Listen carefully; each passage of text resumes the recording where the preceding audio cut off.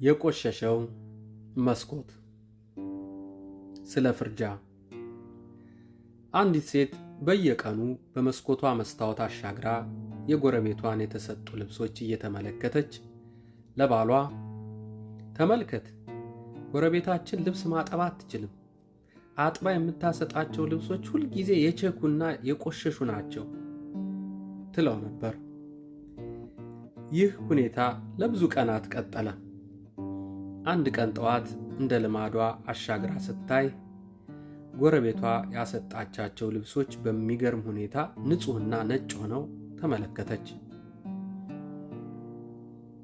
ጎረቤታችን በመጨረሻ ልብስ ማጠብ ተማረች መሰል፣ ዛሬ ንጹህ ልብስ አሰጣች አለች።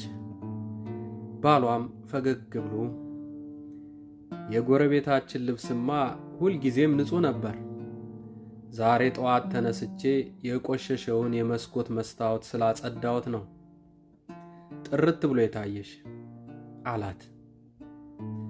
ብዙ ጊዜ በሰዎች ላይ የምናየው ጉድለት የኛ የልብ ወይም የእይታ መቆሸሽ ውጤት ሊሆን ይችላል። በሌሎች ከመፍረዳችን በፊት የራሳችንን መስኮት ወይም ሕሊና ማጽዳት የማስተዋል መጀመሪያ ነው። ሰላም ለሁላችሁ ይሁን።